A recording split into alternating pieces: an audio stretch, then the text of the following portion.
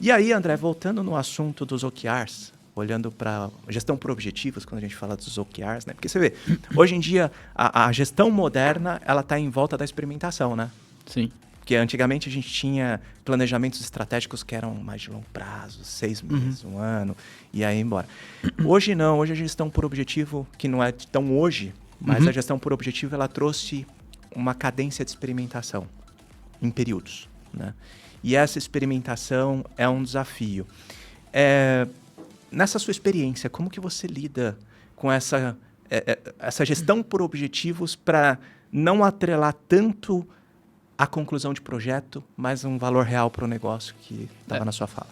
Eu diria que eu vivenciei uma mudança de cultura muito significativa ao longo dos últimos anos nesse sentido, Alex. A gente saiu de um modelo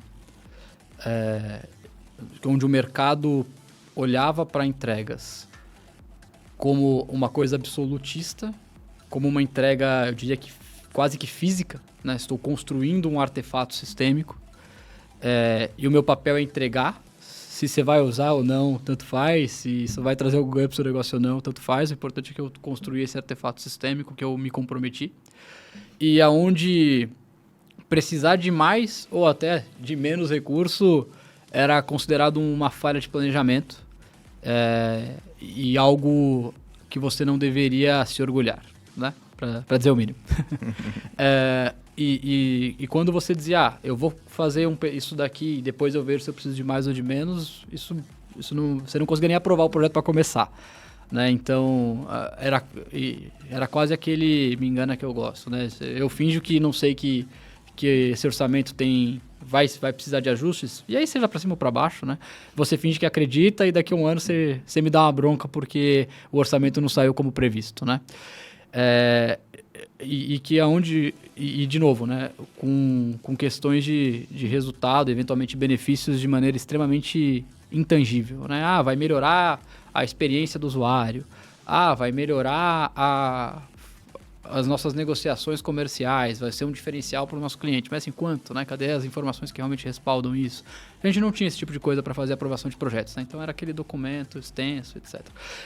Eu vejo o mercado como um todo mudando muito isso, né? Hoje em dia, a gente tem muita tranquilidade em apresentar um projeto com um escopo inicial, como benefício, em vez de dizer só o resultado financeiro ou só o que eu vou entregar de sistema, realmente dizer quais são as minhas métricas de sucesso que vão ser impactadas, como é que eu vou mensurar essas métricas e como que ao longo do tempo, não no final do projeto, mas ao longo do tempo, a gente vai acompanhando essas métricas. E aí a gente tem total tranquilidade para depois de um período, depois de um ciclo de entregas, voltar e revisar e falar, olha, estamos no caminho certo, ou as métricas estão correspondendo aos investimentos que a gente está fazendo, ou olha, não estamos conseguindo evoluir, vamos reavaliar a estratégia e continuar perseguindo os mesmos objetivos, ou vamos deixar esse objetivo na gaveta e vamos olhar para outros objetivos que a gente tem, porque aqui a gente não está conseguindo caminhar. Isso passou a ser discutido de forma muito mais transparente, com muito mais maturidade, e acho que os benefícios disso para a gestão são sem dúvida altíssimos, né? A gente consegue reduzir aqueles projetos verde melancia, né? Que estão com status verde até o 98% do cronograma e depois você descobre que está tudo em atraso, não é? Então, que é um dos valores da agilidade mais importantes da transparência ao longo de todo o processo, né? Eu acho que é assim que eu vejo que os investimentos, as discussões de viabilidade financeira, etc., estão amadurecendo nas empresas de um modo geral, e aí acho que isso é agnóstico a indústrias, né? Podemos falar isso acerca de varejo, acerca de saúde, acerca de finanças, é um movimento cross do mercado. Boa, André, boa. Inclusive, André, pela experiência que eu tenho, grande parte das transformações que não deram certo eram porque realmente elas deturpavam a questão de o porquê que você estava fazendo aquilo. Você estava muito mais em volta do projeto, olhando para a data e orçamento, e no final do dia você estava esquecendo o porquê, né? E o porquê não é terminar o projeto, né? Em outro episódio aqui a gente até falou de relacionar a meta ou bônus do profissional, esse é um desafio, relacionar o bônus do profissional à entrega daquele projeto, né, ou daquela iniciativa. Esse é um desafio que as empresas vêm vivenciando, porque se a gente está falando que vai experimentar e eu coloquei a meta na entrega de um projeto e a gente descobre no meio do caminho que aquela iniciativa ou aquela hipótese não se confirmou e eu quero pivotar, se está na minha meta, eu vou entregar aquilo que você falou, né? O projeto, não importa, eu vou entregar mesmo que não sirva para muita coisa. Bom, eu acredito muito em metas com base em resultados, né? Eu acho que tem uma questão complexa acerca disso, né? Porque quando a gente decide investir em uma iniciativa, via de regra, essa é uma decisão institucional, né? Não é uma decisão da área de tecnologia ou da área de negócio ou da área de agilidade. Na verdade, é uma decisão de vários executivos, vários players, representantes de várias frentes entraram em um consenso de que essa era uma iniciativa que valia a pena ser investida. E se por algum motivo, por uma variável externa, uma mudança do mercado, essas premissas não se confirmam e a gente decide pivotar, acho um questionamento válido será que é justo para os profissionais que fizeram um bom trabalho nessa iniciativa, que foi priorizada de forma consensual, ficar sem bônus faz sentido? Acho que esse é um tema que a gente tem, que eu ainda vejo muita discussão rolando sobre como equacionar isso, né?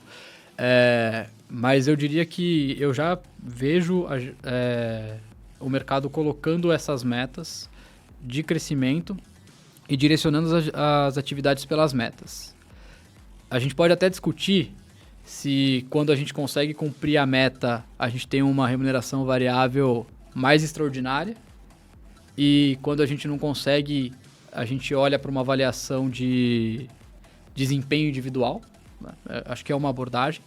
E aí, acho que os valores ágeis devem ser levados em consideração nisso, né? Porque você não pode penalizar um funcionário porque ele levantou a mão e mostrou que a gente estava investindo recursos numa iniciativa que estava fadada ao fracasso. Na verdade, a gente precisa ser recompensado por isso, né?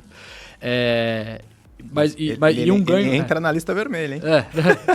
Exato, mas assim, um ganho importante de você atrelar as metas, seja metas dos funcionários ou seja meta das áreas, dos projetos ao resultado, é porque isso traz uma flexibilidade de escopo importante, né? Assim, não é a minha meta é entregar o que eu me comprometi em termos de evolução física, né? A minha meta é entregar o resultado que eu te prometi e aí eu tenho autonomia para dizer o como que eu vou fazer isso, né? Eu acho que este benefício é o mais importante da gestão por métricas e não da gestão por escopo, tá? Vejo ainda oportunidades de avançar nessa discussão de como é que a gente faz a remuneração variável ser 100% baseada em metas de negócio, que são coisas mais amplas, né? Mas esse benefício imediato de autonomia que a gente dá para os times, ele é facilmente percebido, tá? Muito bom, André. Aqui a gente sempre diz o seguinte, né? Olhando lá para o tempo dos gregos, quando a gente fala de estratégia, né? Fins e meios, né? Se você colocar e for bonificar o seu, né? o seu colaborador pelos meios, você vai acabar incentivando um meio que talvez não seja o melhor meio para atingir aquele fim. E o fim, ele está atrelado, geralmente, a um resultado que a organização está buscando, né? E agora, os meios, ele tem uma série de caminhos para seguir, né? E o que é bacana, e o que eu tenho visto que funciona bem, é quando você atrela essas metas aos fins e não aos meios. Sim. Aos meios você libera e fala, cara, você é o especialista, né? O seu time é o especialista, você tem uma gama de expertises em volta dessa iniciativa e a gente precisa atingir esse resultado, né? Vou pegar uma frase do Henry Ford, que olharam para ele e falaram, se eu fosse escutar o cliente do que ele precisa naquela ocasião, eles iam me pedir um cavalo com rodas. Né? Exatamente. Então, ele queria revolucionar e quando ele foi e colocou um time de engenheiros para pensar sobre isso, ele trouxe o fim, né? Ele não trouxe o meio, né? E aí, e o desafio para os engenheiros era, descubram um meio de fazer isso acontecer. Né? Eu acho que esse é o grande desafio. Se a gente pegar todos os cases de gente que disruptiu o mercado, etc., o próprio Elon Musk com o foguete dando ré, né? É a mesma coisa. Ele tinha um fim, né? Que era transformar essas viagens espaciais mais baratas para viabilizar, né? A exploração fora do nosso planeta. E para isso ele precisava reaproveitar recursos. E eu falo, acha um meio, né? A gente precisa achar um meio para atingir esse fim. Isso e o que é engraçado, André, é que toda a estrutura de agilidade, de negócios, ela está em volta disso, né? E eu vejo que muitas empresas acabam tendo dificuldade de enxergar esse aspecto, né? Você acabou de citar um exemplo. Você falou, poxa, acabam penalizando o cara que mostrou que ia dar meleca, né? Eu tive uma experiência não muito distante de uma colaboradora que ela levantava a mão direto, falava, isso aqui vai dar meleca, isso aqui vai dar meleca, isso aqui vai dar meleca numa instituição financeira. E ninguém dava ouvido para ela. E no final, deu meleca. E aí deu meleca, prejuízo de milhões, fora o prejuízo de imagem. E aí, numa reunião executiva, me perguntaram, e aí, o que você acha? Eu falei, bom, agora nós vamos contratar uma consultoria hiper mega cara para lá e falar o que a gente já sabia.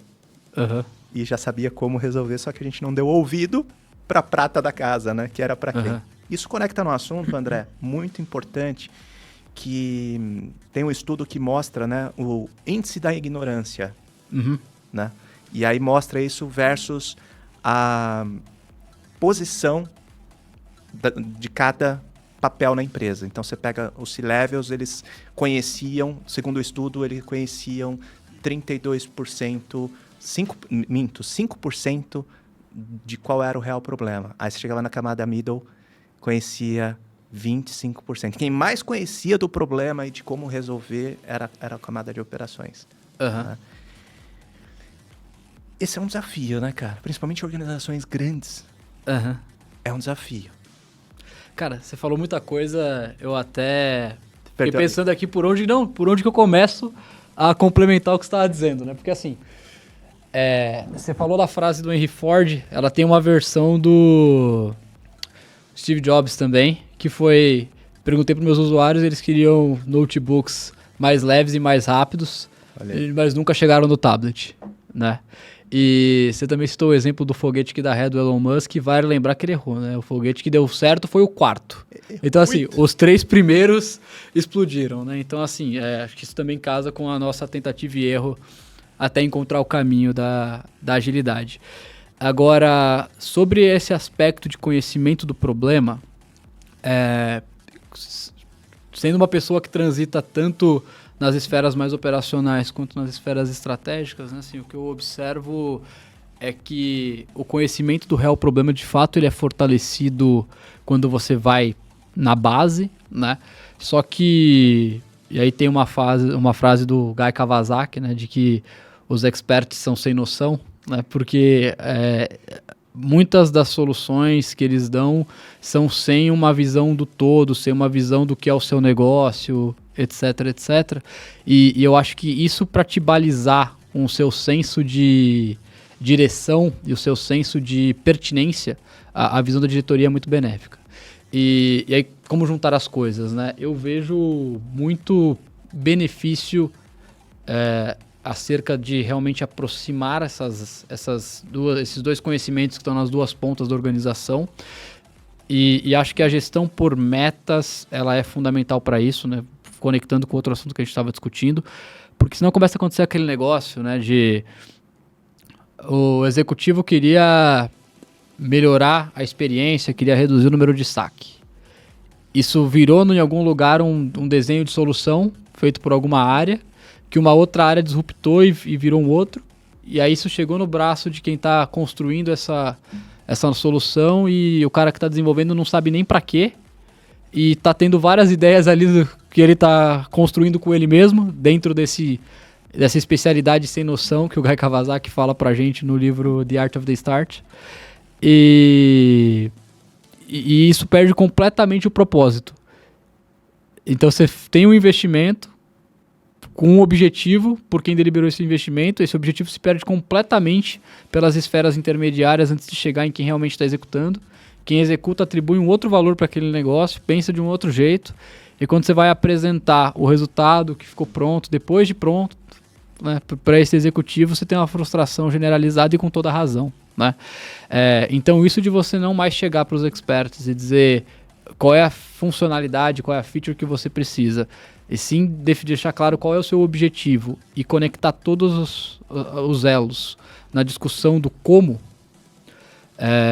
você resolve isso da melhor forma possível e você estreita essa comunicação. A gente faz o objetivo do C-Level chegar diretamente nas mãos de quem está tornando esse objetivo realidade. Né?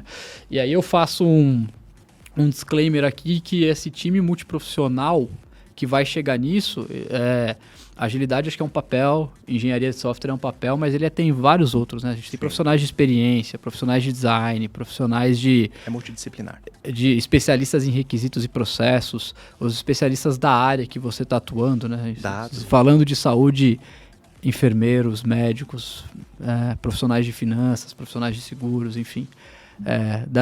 Profissionais do negócio que estão realmente ali envolvidos são essenciais para a gente poder ir moldando essa solução.